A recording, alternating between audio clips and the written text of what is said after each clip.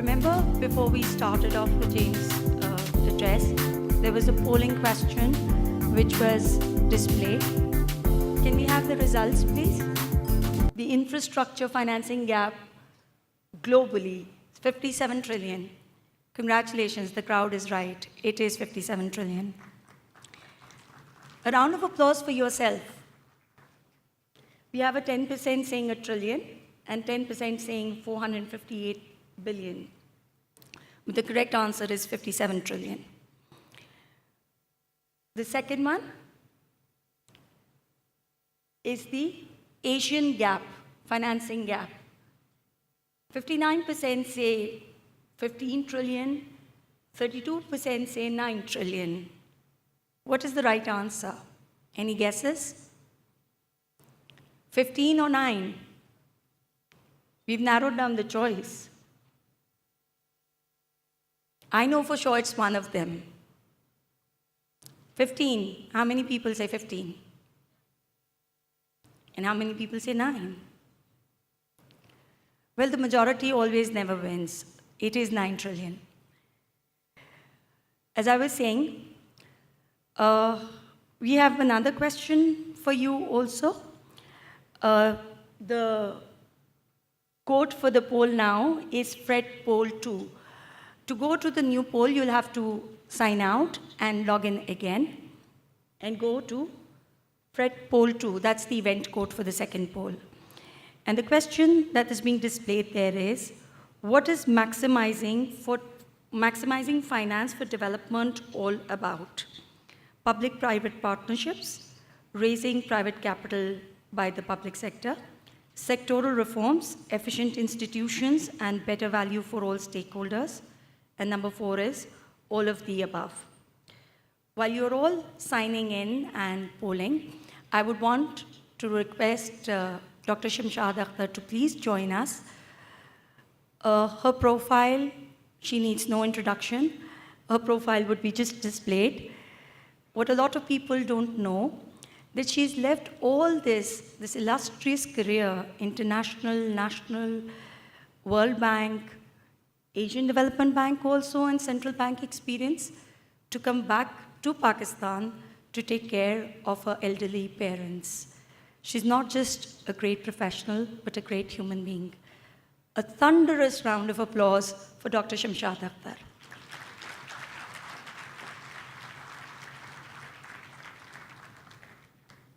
Assalamu alaikum and Bismillahir Rahmanir Rahim.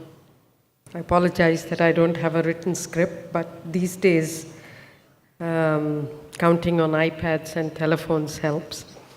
So I was approached to speak on building investor trust, public sector pillars and foundation, daunting topic, and it could take hours to talk about it. But before I get into that, first of all, distinguished delegates, presidents of Icap, ICMA, Pakistan, SAFA, CAPA, AFA, and IFI's representatives. Coming from Pakistan, I have seen firsthand the contribution of the Institute of Chartered Accountants of Pakistan and Institute of Cost and Management Accountants of Pakistan. They not only oversee their profession diligently, but they, as was pointed out earlier by President of Icap, are a great advisor to the public sector, all arms. These institutes are our national pride, but with an international reach.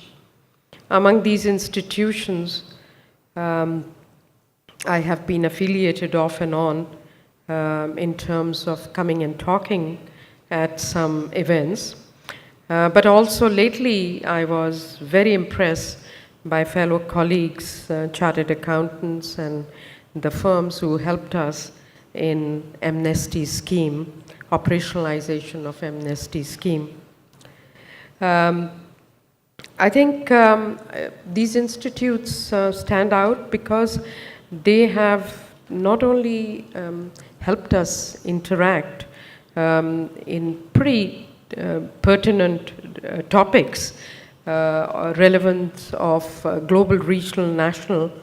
But now having all of you here, both at global, regional, national, and also I understand local fraternities and other stakeholders, I'm sure we would be enriched by your exchange.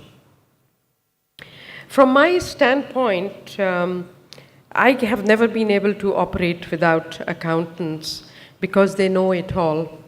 Quality accounting, to me, is critical for soundness of economy, businesses, corporate, and stability of financial system. 2008 global crisis, its economic, business, financial, and job losses have brought to forefront the significance of ethics, transparency, regulations, and accounting practices in structuring financial transactions and deals and or complex and innovative financial products that may have helped us in a number of ways, but also have caused a huge havoc through the financial losses by some reckless use of these. Fiscal and financial governance and management are key to public value creation by promoting resilience and sustainability in financial engineering deals backed by comprehensive financial reporting, discipline, and stability. Now, coming to the public trust issue, regaining eroded public trust in global order, to me, is a tall order in wake of the recurrent crisis. We can always take comfort that I'm doing this or this institution is doing this and IFIs are doing this, but I think the fractures have been pretty deep. The key issue also has been the unfair finance and international trading system, which is getting worse by the day. They together have generated a backlash against globalization and have been undermined by trade wars and tensions over migration. All this has an impact on investor confidence. Stronger global policy coordination by, among others, G20, that I was United Nations Sherpa for the 5 years post-crisis, it has helped undoubtedly global recovery and, as was pointed out, augmentation of multilateral financial institutions' capital to basically leverage private capital. But I think the key question is this capital really reaching where it needs to be? Is this capital being allocated efficiently? And will this capital indeed help us turn around the fortunes? I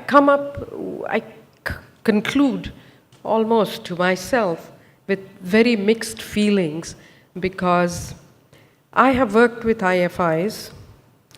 They can get it right, but they can't get it right all the times. And I know my colleagues are sitting here who have had tremendous experience with IFI. We just heard a lot about the domestic resource mobilization, a topic I'd like to come back, and I'd like to illustrate how we haven't gotten it right despite trying.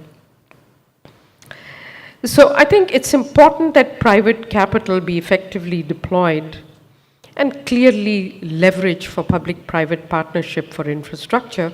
But now, as we have heard, the 2030 Agenda for Sustainable Development, including, of course, we need to think of ways how we can help take forward the implementation of the Paris Accord for climate change. Sustainability demands change in the way we live, do development, do business, and exploit and manage finance to eradicate poverty, promote inclusive and equitable growth, generate jobs, and promote climate mitigation and adaptation. Restoring trust, public trust in global order is undoubtedly critical to foster investors' trust. Of primary importance is to galvanize action for development of sustainable infrastructure. This calls for, and I'll just concentrate on 4 items. First, to me as an economist, macroeconomic stability. It's a prerequisite for investor confidence and resource mobilization too, because if you don't have macroeconomic stability, you won't be able to collect revenues. It's also key to providing scope and scale for lifting investment in sustainable development goals. Rising macroeconomic imbalances in developing and emerging markets, including countries like ourselves, Pakistan, and Turkey, not far from us, but also other countries, with consequent impact on exchange rate and FX reserves, are faced with dual challenges of stabilizing economy as a first order now. Of course, catalyzing infrastructure to enhance the competitiveness of the economy will not only help in the short, but in the long term. Short-term stabilization with growth is critical, but needs to be complemented by broad-based structural reforms to strengthen and diversify industry and financial markets. So what's happening in our country on this frontier of macroeconomic stability? We achieve short-term or couple of years stabilization with support of the international financial institutions, but then do not pursue the long-term structural reforms. So I don't know how we can stimulate long-term investor confidence so much needed for the development and particularly sustainable development of Pakistan. My second point, which has been belabored a lot, is enhancing resource mobilization, a subject very close to my heart. It's of course critical, but it's critical to restore trust in governments, which is critical to restore trust in the investors.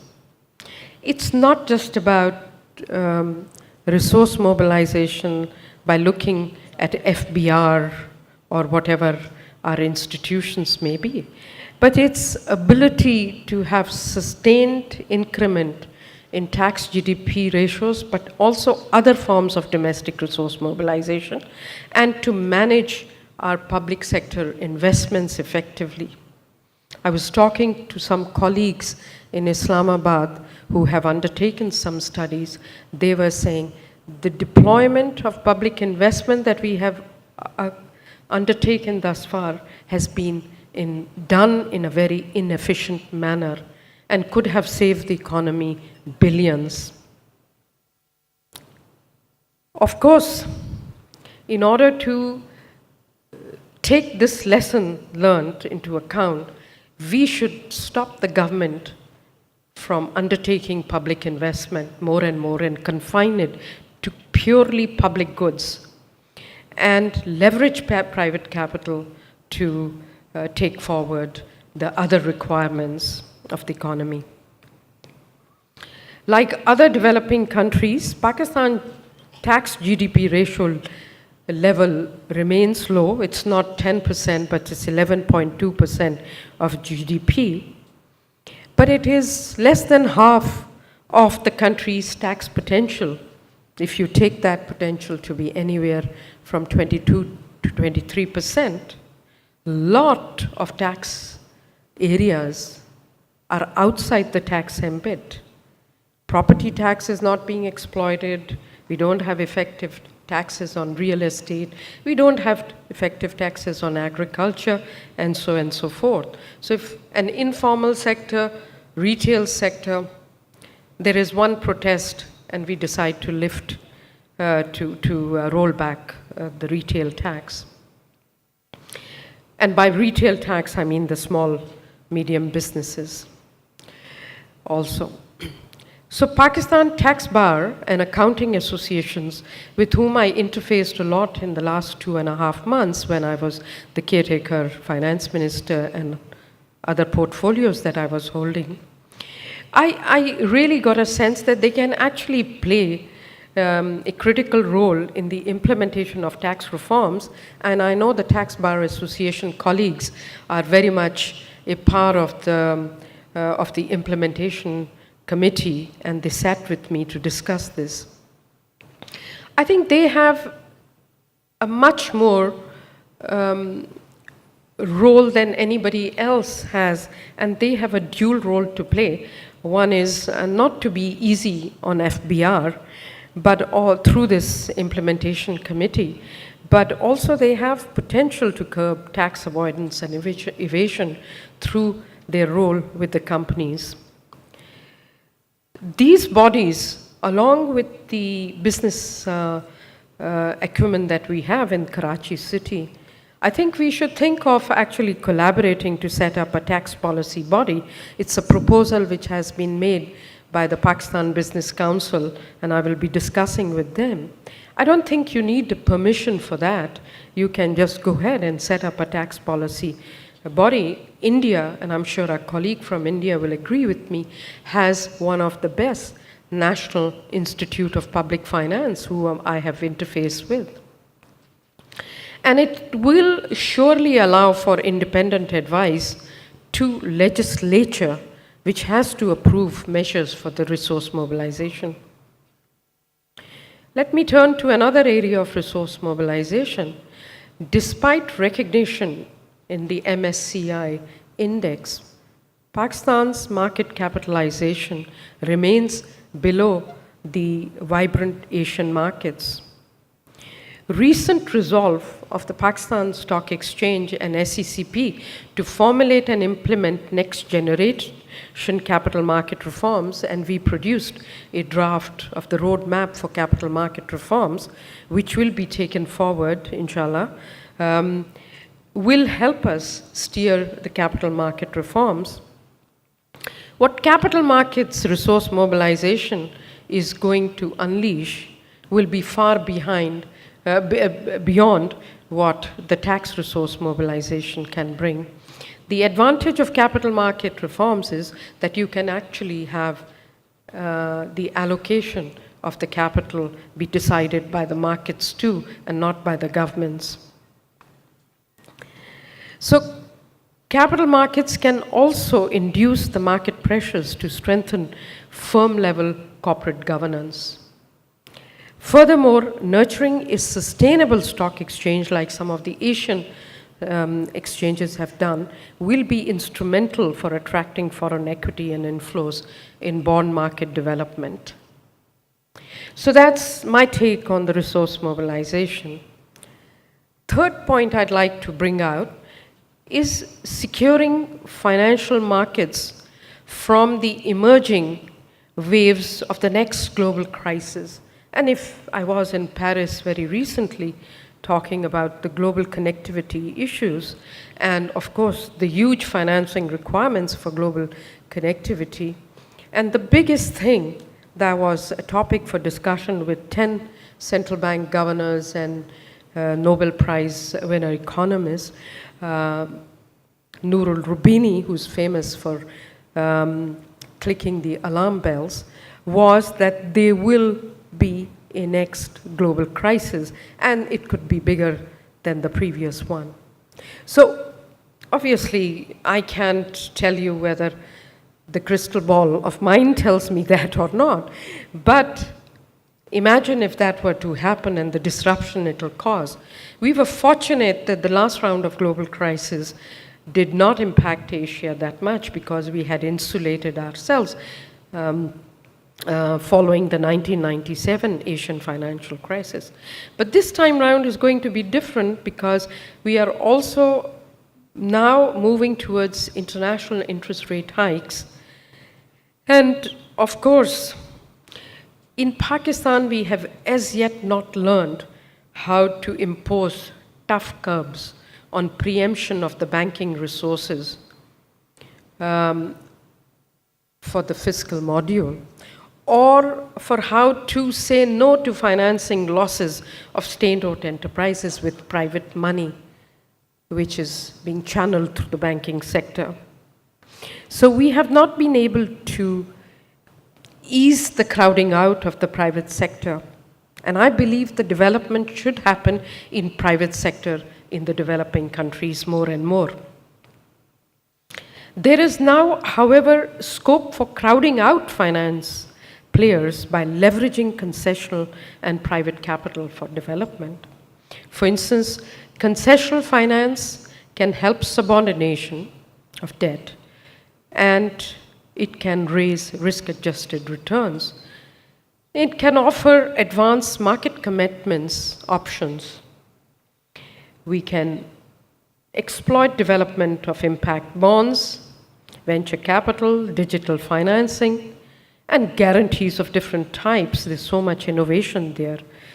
These are just some of the areas, but there's also so much richness in how you can raise sustainable financing, green financing, responsible financing. So, how do we leverage this?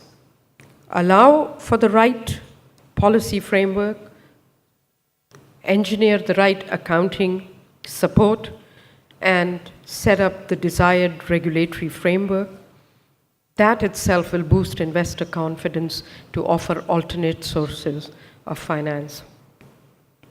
My fourth and last point, which has been touched upon, is to build investor trust for PPPs regimes. But they have to be fixed in line with the global best practices. Have we achieved that in developing countries as yet? Not at all. PPPs are incrementally taking off, but not in a bigger manner. There remain resource and skill deficit, but it's not about the money. As somebody pointed out, I think we went through the number game. I have avoided it, but I can tell you in the UN Icap, we looked at it, and I think for developing countries, we need $2.5 trillion or so every year if we want to do really sustainable development business to achieve the 2030 agenda. But is there money out there? Of course. You heard about 100 trillion. I can tell you within Asia, our calculations show that total reserves of Asia, total other types of assets, and the liquidity in the system from alternate sources, we have 56 plus trillion now available. And of course, irrespective of the aging, I think there is huge savings that are going to come in further. So we can promote PPP for infrastructure development. It will be more costly to promote sustainable infrastructure and what we call climate-friendly infrastructure. But this calls for robust governance, legal and regulatory, as well as institutional frameworks to ensure competitive bidding and procurement and price setting, as well as nurturing practices to generate value for money. Across the world, there is no doubt a renewed vigor to launch PPPs. In Pakistan, weaknesses in public finance, limited size of capital markets, now, of course, calls for more aggressive and innovative approach to leveraging PPPs. Some of the transactions in CPEC are either private transactions, of course, guaranteed very heavily. So in that sense, they are PPP, like it or not. But they are PPP backed by a lot of public sector guarantees. Though there is enabling legislation in place for PPPs, there is not the desired environment fully as yet. And approaches and modalities of harnessing PPPs have varied both across federal and provincial governments and across sectors. At federal level, a new legislation was approved in 2016 that I reviewed when I was shortly in the government, and we had a meeting. It's supposed to establish a public-private partnership board, but it's all got all public sector representatives in there from what I have seen. And it's under the oversight of Planning and Development Reform Commission, which will replace PPP infrastructure facility, which did not achieve any results under the Finance Ministry. Meanwhile, provinces have their own legal and institutional frameworks to promote provincial infrastructure development, with whom the multilateral institutions have been working with mixed results. Moving forward, there is need for the country to transfer fully commercial infrastructure development to PPP mode, and using public finance resources, in my view, judiciously to leverage private capital and technical competence, and setting in place a sound bidding and procurement process. In all these arenas, you really need accounting specialists. PPPs should be transparently approved, managed, monitored, and audited.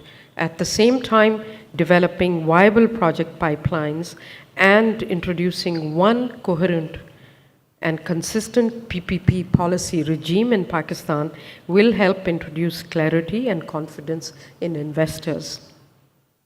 This is true of other emerging markets too. It's not just, Pakistan is not unique. It's just that you can't have 5 different PPP regime. I mean, I would go crazy if I was a PPP operator trying to figure out, I have to do this in this way in Sindh, and I have to do this in this way in Punjab. And at federal level, the game is different. In all eventuality, Pakistan will need to move forward for strengthening its business environment, which includes ease of doing business. Let me conclude and start by reiterating that the accounting profession has great potential to help public sector foster investor trust by encouraging both their financial and corporate clients to work judiciously to leverage PPP and harness alternate sources of finance, and advise on risk mitigation and management.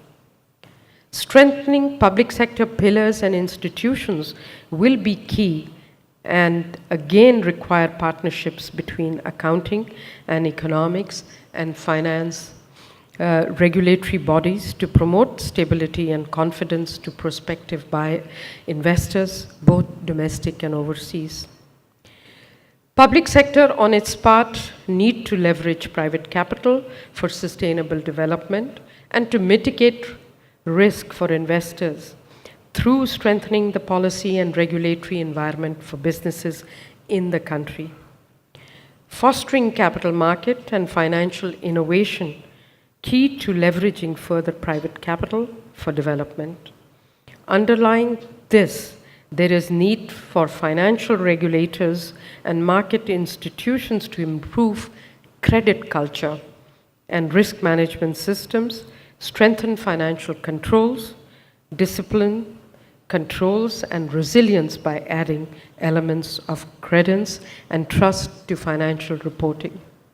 Thank you to my colleagues, esteemed colleague in the accounting profession, to invite me to talk to this very rich platform. Thank you. Dr. Saab, please stay on stage. Thank you. Thank you, Dr. Saab, for an enlightening speech.